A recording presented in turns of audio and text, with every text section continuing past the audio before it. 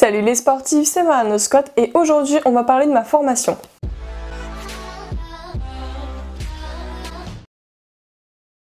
Alors depuis que j'ai commencé mon BPGEPS, j'ai vraiment eu énormément de personnes qui m'ont dit « Oh moi aussi j'ai longtemps pensé à faire cette formation, j'aimerais bien la faire mais je sais pas trop ». Donc voilà, beaucoup de personnes qui sont passionnées de sport, qui sont passionnées de musculation, qui se tâtent un petit peu à faire cette formation, qui savent pas trop. Donc aujourd'hui je suis là pour répondre vraiment à toutes ces questions là. Alors je suis encore au début de la formation, hein, donc je vais pas vous parler pas trop en tout cas du contenu parce que j'ai pas assez de recul par rapport à la formation, mais je vous ferai une vidéo vraiment sur ça à la fin de l'année ou même quand j'aurai fini pour vous faire un retour. Mais là ça va plutôt être destiné aux personnes qui savent pas trop, qui se demandent s'ils veulent faire la formation. La chose la plus importante que j'ai à vous dire, c'est que vous pouvez être passionné de sport, vous pouvez être passionné de musculation, vraiment adorer faire vos entraînements, faire votre programme, etc. Mais coacher quelqu'un, ça n'a rien à voir. C'est des choses qui sont totalement différentes. Vous pouvez kiffer votre entraînement, mais ça vous fait chier de coacher quelqu'un, ça vous fait chier de faire un programme. Le suivi d'un adhérent, ou même si vous êtes à votre compte, le suivi d'une personne, c'est pas comme votre suivi à vous, c'est pas la même chose, c'est vraiment des choses à dissocier. En fait, pour moi, pour intégrer ce type de formation, il faut avant tout être passionné par le coaching, avant même d'être passionné par ce sport-là, parce que vraiment, coacher, c'est quelque chose de différent, c'est pas la même chose que s'entraîner. Bon, c'est pas très dur à savoir. Est-ce que vous avez déjà fait des petits programmes pour vos potes, pour vous amuser? Est-ce que voilà, ça vous avait kiffé? Est-ce que vous aimez vraiment le contact avec les gens, parce que c'est avant tout du social? Est-ce que vous aimez suivre quelqu'un? Est-ce que ça vous fait envie? Suivre la progression, emmener la personne vers son objectif? Voilà, est-ce que c'est ça vraiment qui vous fait vibrer? Faut vraiment se dire, est-ce que, bon, toujours du bois, hein, mais est-ce que si un jour je me blesse et que je peux plus faire du sport, est-ce que ma passion, mon kiff, ce sera toujours de suivre ces personnes-là dans leur objectif, de coacher les gens? Si oui, vous êtes sur la bonne voie. Si vous vous dites « Ah bah non, parce que moi je pourrais plus m'entraîner, je ne vois pas coacher les gens », bon bah voilà, c'est que là, c'est pas pour vous. Deuxième chose, si vous adorez être sur les bancs de l'école, vraiment avoir que de la théorie, le BP c'est pas pour vous. Je pense qu'il vaut mieux aller en fac de STAPS. Enfin je dis ça, j'ai jamais fait STAPS, je sais pas comment ça se passe, mais je pense qu'il y a quand même plus de théorie qu'en BP, parce que nous, on a l'essentiel de notre formation, c'est vraiment dans la structure, dans le stage. Par exemple, moi ma formation, bon après ça se passe pas pareil partout, attention, hein, mais moi dans ma formation j'ai 1 ou 2 jours de cours dans la semaine et tout le reste je suis en stage, à part quelques semaines dans l'année où on est toute la semaine entièrement en cours, mais c'est beaucoup plus rare. Donc vraiment l'essentiel de notre temps ça reste sur la structure. Enfin tous les jours quasiment je suis dans la structure, même si c'est 3-4 heures par jour, alors qu'en cours c'est vraiment toute la journée, mais voilà, c'est vraiment la régularité au niveau du stage, au niveau de la structure dans laquelle on est accueilli. Ça permet vraiment de rentrer directement dans le monde professionnel, vous allez voir tout de suite si ça vous plaît ou pas dans tous les cas, et pour ça je trouve que c'est vraiment génial. Enfin pour ceux qui sont allés à la fac comme moi, ça n'a rien à voir, c'est des choses qui sont totalement différentes. Dans ce genre de formation, on est beaucoup plus encadré, je trouve que ça ressemble un petit peu plus au lycée, même si on est considéré comme des adultes, mais voilà, au niveau de l'encadrement, enfin après je pense que ça dépend de chaque école, hein, mais nous quand même on est bien encadré.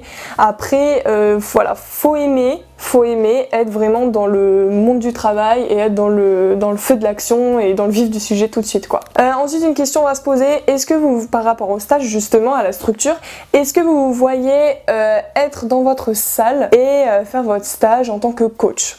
Alors pour la mention cours collectif et musculation, parce que souvent les gens ils font les deux, est-ce que vous voyez donner des cours collectifs, être sur le podium, être sur la scène et faire vos cours co devant tout le monde, les motiver, leur montrer les mouvements, les corriger, et sur le plateau muscu, pour ceux qui font les deux ou alors que la mention muscu comme moi, est-ce que vous vous voyez aller vers les adhérents, corriger les positions si besoin, ce qui n'est pas forcément évident quand on connaît pas les gens, voilà, aller toujours vers la personne, être souriant, être toujours au taquet, motiver, aller motiver les gens, gens, enfin voilà. Est-ce que vous vous voyez faire ça? Je pense que c'est vraiment la question à se poser parce que des heures en stage vous allez en bouffer, donc si vous ne voyez pas faire ça ou si vous êtes très timide, très réservé, ça mérite réflexion. Après, petite parenthèse pour les gens qui sont timides, qui sont réservés, si vous faites court-co, ça va vous décomplexer direct parce que de toute façon vous allez être sur la scène et là vous n'allez pas avoir le choix, donc en général ça débloque les gens, il n'y a pas de souci. Après, si vous êtes très timide, pour aller sur le plateau muscu, je pense que c'est un petit peu moins évident,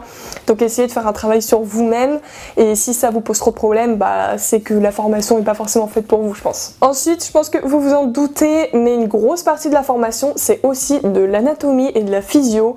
Les connaissances qui sont demandées sont vraiment énormes, mais ce qui est totalement normal et justifié. Alors voilà, connaître tous les muscles, tous les os, enfin tout.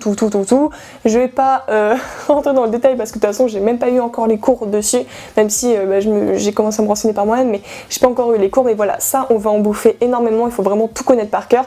Après c'est normal, quand on est coach, voilà, en muscu, et il faut savoir tous les muscles, enfin voilà, c'est la base, mais il y a des connaissances voilà, qui sont demandées de manière assez poussée sur le sujet, donc si ça vous file des boutons rien qu'à entendre le mot anatomie, c'est pas la peine quoi. Après, si vous hésitez encore à faire la formation, ce que j'aurais à vous dire, c'est si vous voulez travailler en salle de sport et que vous faites les 2 mentions, mais que, voilà, vous êtes sûr que vous voulez travailler en salle de sport, bon, il n'y a aucun souci, si vous avez les 2 mentions, vous avez quand même de grandes chances d'être employé dans une salle, étant donné que vous faites aussi court-co, donc là il y a pas de souci, franchement vous pouvez y aller quoi. Par contre, juste en faisant la mention muscu, c'est beaucoup plus difficile de trouver un emploi dans une salle de sport. Donc si vraiment votre projet pro c'est juste de travailler en salle de sport, faites les 2 mentions.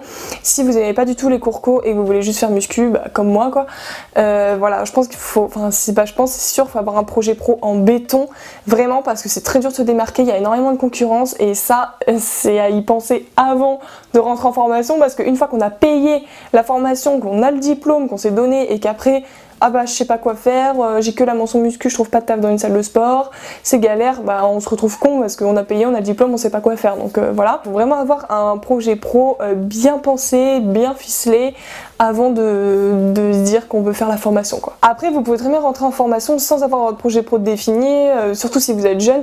Il y en a moi qui ont 18 ans dans la formation, donc voilà, c'est pas la mort s'ils ont pas de projet pro. Ils ont toute la vie pour y penser quoi. Donc voilà, si vous hésitez à faire cette formation, c'est vraiment les choses les plus importantes là que je voulais vous dire.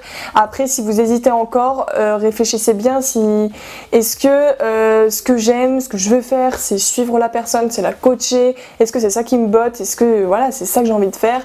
Si vous voulez travailler en salle de sport en faisant les cours co, bah là franchement il n'y a pas de souci. Si vous êtes sûr que vous voulez travailler en salle, franchement faites les 2 mentions et là vous allez kiffer. Voilà. Je pense que ça se réfléchit, c'est une formation qui coûte de l'argent, qui coûte cher, donc il faut vraiment avoir une bonne réflexion derrière et être sûr que on veut faire ça. Après si vous avez d'autres questions, n'hésitez pas dans les commentaires, je répondrai avec plaisir. Et merci encore de tout le soutien que j'ai eu, j'ai reçu plein de snaps, plein de messages quand vous avez su que j'intégrais la formation, donc vraiment merci, ça m'a vraiment fait chaud au cœur. Si vous avez aimé la vidéo, n'oubliez pas de lâcher un petit like et de vous abonner. Et quel que soit votre objectif, je suis avec vous, je suis sûre que vous allez réussir et déchirer tout.